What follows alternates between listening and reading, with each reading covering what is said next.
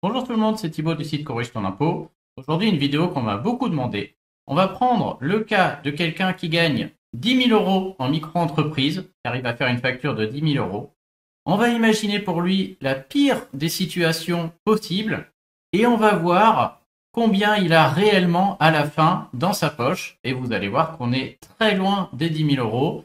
Il y a énormément de charges. On va voir à la fin combien il peut avoir au minimum s'il a vraiment la pire des optimisations possibles. Donc dans cette vidéo, c'est l'objectif et je vais vous expliquer pas à pas les calculs et ce que l'État, l'URSSAF, etc. lui prend et on va voir ce qui lui reste à la fin. Bien entendu, la prochaine vidéo, on fera l'inverse. On verra quelqu'un qui gagne 10 000 euros mais qui optimise tout, qui est dans la meilleure situation possible et combien cette personne a à la fin. Et voilà, la différence entre les deux, elle est énorme. Comme d'habitude, n'hésitez pas à vous abonner si le sujet et la vidéo vous plaît. Et je vous rappelle qu'on est sur une situation fictive qui peut arriver à certains, mais voilà, on fait beaucoup de formations sur le site, sur les micro-entreprises, sur l'optimisation. Il y a plein de situations et d'optimisations différentes. Là, je rappelle, je prends vraiment le pire des cas possibles. C'est des choses qui arrivent, mais on peut réussir à se débrouiller autrement. C'est parti. Alors, on va enlever ça. La situation est la suivante. Je prends un micro-entrepreneur qui a déjà une situation familiale, etc. On va en parler au fur et à mesure, qui a déjà fait un chiffre d'affaires dans l'année, mais on va imaginer que ce micro-entrepreneur arrive là à signer un contrat, à travailler et à faire une facture de 10 000 euros. Donc voilà, vous avez monté votre micro-entreprise et vous arrivez à décrocher, à faire un travail, n'importe lequel, et vous gagnez 10 000 euros. Donc autant vous dire que c'est une très belle somme et quand on signe un contrat, il y a beaucoup de travail derrière. Donc voilà, 10 000 euros, je suis très content. Mais souvent on dit ah 10 000 euros en micro-entreprise, ouais, bravo, c'est énorme, tu vas pouvoir faire tout ce que tu veux. Sauf que vous allez voir que quand on gagne 10 000 euros sur la micro-entreprise, il peut à la fin rester plus grand-chose. Alors la première chose qui peut arriver, c'est la TVA. Pour cette vidéo, je vais prendre l'exemple d'un micro-entrepreneur qui est ce qu'on appelle en BNC. On l'avait déjà vu dans les autres vidéos, en bénéfices non commerciaux. Donc c'est pas les bénéfices agricoles, c'est pas les gens qui font de l'achat-revente de marchandises, c'est toutes les autres professions qui sont dites intellectuelles ou les professions où on apporte un service. Il y en a plein, traducteur, coach, gestion d'un site internet par exemple, pour mon cas, etc. Donc voilà, on va prendre ce cas-là parce que on cherche vraiment l'exemple où on est le plus taxé possible et c'est dans cette situation qu'on y arrive. Donc, quand on gagne 10 000 euros, il se peut pour certaines micro-entreprises que la première chose à payer, ce soit la TVA. En effet, quand vous êtes en BNC, si vous dépassez un peu plus de 30 000 euros sur une année, vous devenez éligible à la TVA sur tout votre chiffre d'affaires à partir de maintenant. Et donc, les années suivantes, vous devez collecter et payer la TVA sur toutes vos factures. Donc, on va dire que c'est mon cas. Voilà, je suis à la TVA depuis 2-3 ans sur ma micro-entreprise parce que c'est la pire situation possible qu'on recherche. Et donc, quand j'ai une facture de 10 000 euros, il faut tenir compte de la TVA. On a différents taux de TVA. Très souvent, c'est 20%, qui est le taux maximum. Et donc, dans notre exemple, on va le garder. Et donc, la première chose, c'est qu'on va considérer que j'ai une TVA à 20%. Si j'ai une TVA à 20%, ça veut dire que ce n'est pas sur ma facture de 10 000 euros. En fait, il y a 20% de TVA qui sont 1 667 euros de TVA ici. Donc, en fait, ma facture, ce ne sera pas 10 000 euros. Ma facture, elle va être 10 000 moins 1 667. Donc, c'est une facture de 8 333 euros et 1 667 de TVA. Le calcul, c'est suivant, sur 8 333 euros de facture, là-dessus, vous faites 20% de TVA, ça fait 1 667, et les deux ensemble, ça fait le total de 10 000 euros. Donc, si je facture 10 000 euros, en réalité, moi, dans cette situation-là, en fait, je ne facture que 8 333 euros, puisque l'État va me reprendre la TVA à 20%, qui est de 1 667 euros. On avait vu dans les formations et les optimisations, d'ailleurs, pour la petite histoire, que quand on facture à une entreprise, elle peut récupérer cette TVA. Et donc, on pourrait, au lieu de lui facturer 8 300, lui facturer 10 000, si c'est l'habitude qu'on avait avant TVA. Mais quand on facture un particulier, je veux dire, le particulier, il paye 10 000 et il s'en fiche que vous reversiez 1667 à l'État, hein. Il a payé 10 000 lui, hein, donc voilà. Donc bon, première chose, et ben déjà, je suis pas très content parce que en fait, sur mes 10 000 euros, il y a 1667 euros qui partent via la TVA et qui ne sont pas à moi, sont payés par le client, mais qui ne sont pas à moi. Et donc, je ne vais pas recevoir 10 000, je vais recevoir 8 333 euros. C'était le premier point. Et déjà, je suis un peu étonné, il y a une belle somme qui est partie à l'État. Mais c'est loin d'être fini, puisqu'on a une deuxième chose qui arrive ensuite. Donc mon chiffre d'affaires, ce que j'ai réellement gagné, c'est-à-dire ce que mon entreprise a réellement gagné, c'est 8 333 euros. Sauf que là, il y a une nouvelle chose à payer, qui est l'URSSAF, c'est les charges sociales, c'est les charges pour votre retraite, pour la santé, etc. L'URSSAF, on l'a vu dans une vidéo précédente. Maintenant, sur les bénéfices non commerciaux, on a eu une augmentation. On est passé à 23,10% depuis mi-2024. Et encore, je suis sympa dans la vidéo, je reste à 23,10, mais on avait vu dans la vidéo précédente que ça va encore augmenter au 1er janvier 2025 et 2026. On a une augmentation énorme de ces charges d'URSSAF, hein, qui vont aller à plus de 26% de mémoire. Reste cool, pour l'instant, l'URSSAF, le maximum, dans ma simulation, c'est 23,10%. Alors ces 23,10% ne sont pas calculés sur les 10 000, puisque j'ai payé la TVA, ils sont calculés sur la base hors TVA, donc sur 8 333 euros. Et donc si je fais 8 333 fois 23,10%, et ben l'URSSAF va me retenir 1 925 euros. C'est inévitable, on ne peut pas passer à côté. Alors il y a des solutions avec l'ACRE et tout, on le verra dans l'autre vidéo, mais on va dire que la majorité des micro-entreprises là subissent ces 23,10%, qu'ils soient ou pas éligibles à la TVA. Donc ce taux-là est, voilà, est assez général. Et même si je cherche à faire une vidéo avec un exemple où on paye le plus possible, et ben là, ça on va dire que c'est assez commun.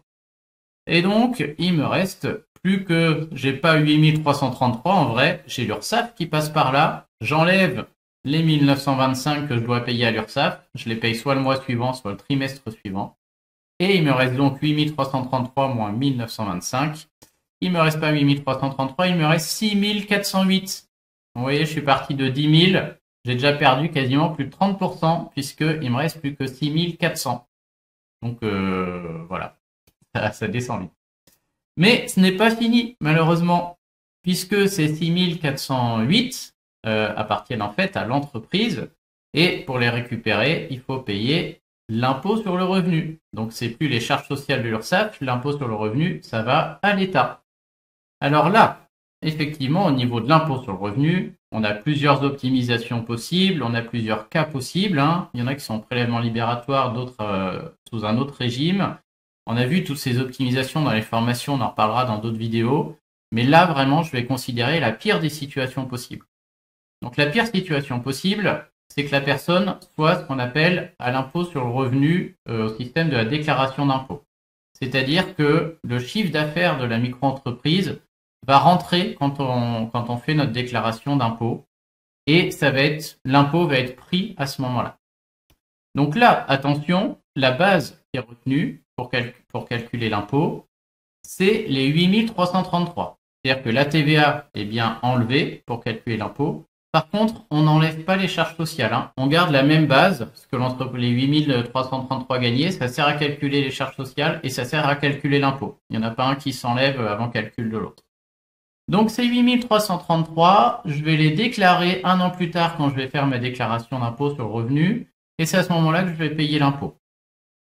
Là-dessus, on a un abattement. C'est-à-dire que le fisc va pas retenir tout, il va pas retenir les 8333 pour calculer l'impôt, il va me faire un abattement de 34%.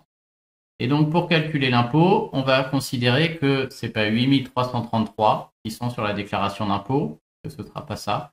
Ce sera 8333 moins 34%. C'est un abattement qui va se calculer automatiquement en remplissant la déclaration d'impôt. Et donc la base retenue, c'est 5 500 euros.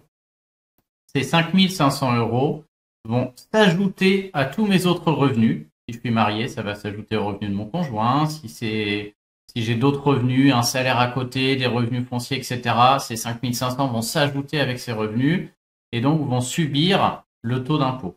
Le taux d'impôt dans la déclaration d'impôt, il est assez complexe à calculer. Ça dépend de votre tranche marginale d'imposition. Et donc, ça dépend du nombre de parts que vous avez et de vos autres revenus. Si vous avez peu d'autres revenus, vous êtes dans des tranches basses qui peuvent être à 0 ou 11%. Et dans ce cas-là, les 5 500 qu'on vient de rajouter passent dans une tranche à 0 ou à 11. C'est assez neutre.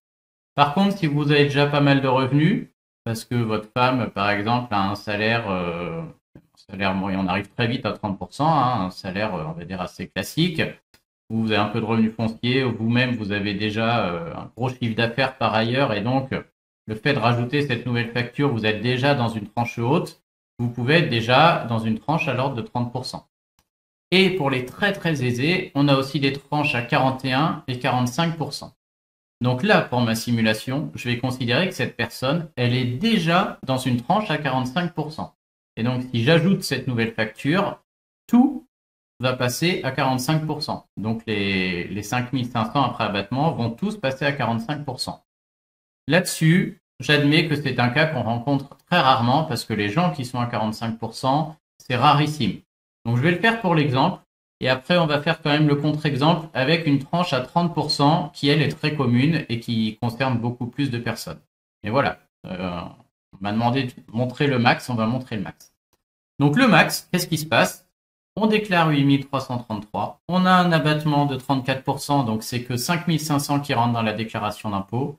Ces 5 500 subissent mon taux marginal d'imposition qui est de 45%, et donc engendre un impôt de 2 475 €. Et donc, ce n'est plus 6 408, je tombe à 3 933. Et cette fois, vous avez bien le résultat final. Et donc, c'est assez incroyable. J'ai gagné 10 000 €, j'ai travaillé pour faire 10 000 €. Et à la fin, si je veux m'acheter à manger, si je veux payer ma taxe d'habitation, si je veux avoir cet argent à investir, peu importe, il me reste 3 933 €. Donc souvent, on dit qu'on nous prend jusqu'à 60% sur les autres entreprises. On dit qu'en micro-entreprise, c'est moins. C'est vrai qu'en micro-entreprise, c'est moins, mais si on regarde le pire cas possible, on peut effectivement avoir plus de 60% de charges diverses et variées et n'avoir que 40% de ce qu'on a gagné à la fin.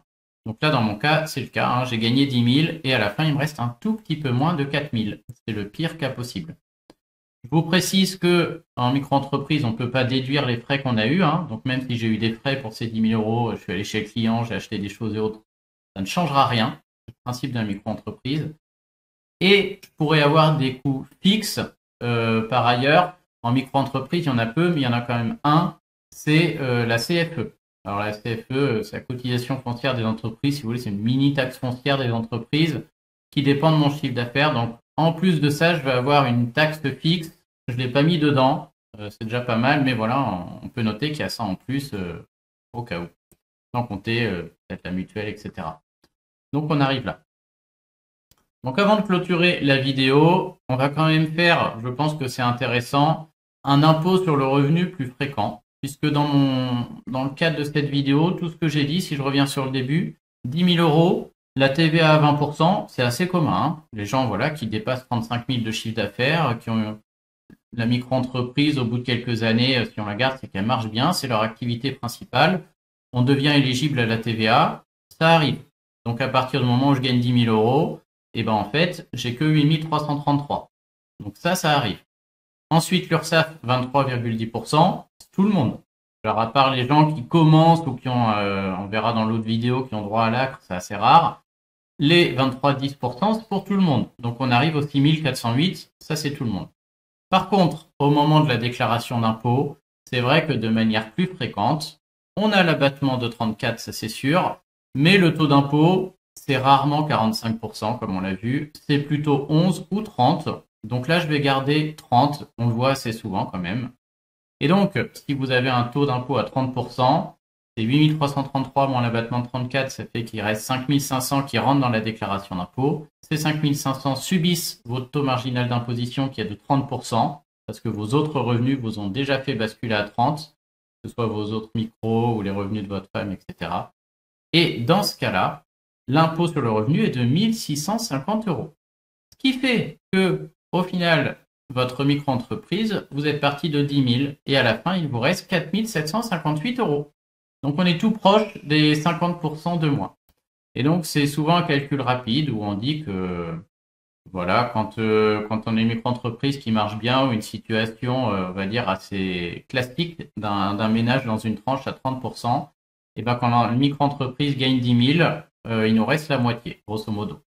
Donc c'est vrai que là c'est le cas, on arrive à un peu moins de la moitié, mais bon, on peut considérer que parfois il y a une partie des revenus qui passe à 11 avant 30, il y en a qui sont pas à la TVA, il y a des TVA à moins de 20% pour certaines activités.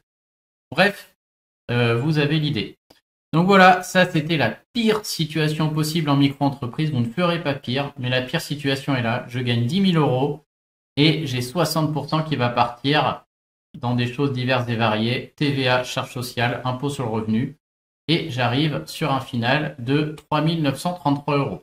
De manière plus commune et plus fréquente, quand on gagne 10 000 euros, c'est très fréquent qu'on perde la moitié et qu'on arrive à 4 758 euros. J'espère que cette vidéo vous a plu, n'hésitez pas à la partager et vous abonner. Et ce que je vous propose, c'est que pour la prochaine, on fasse l'inverse. On voit une micro-entreprise qui optimise tout à fond.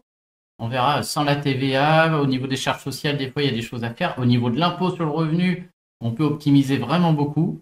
Et on verra la situation inverse et vous allez voir que si on s'y prend bien ou si on est dans des situations précises, on peut économiser de manière énorme. Donc là, c'était la pire situation avec une micro-entreprise en bénéfices non commerciaux. Voilà, pire des situations possibles. La prochaine, on fait la meilleure situation possible et vous allez voir que l'écart est incroyable. Je vous souhaite à tous une bonne journée. Je vous dis à très bientôt. Salut tout le monde.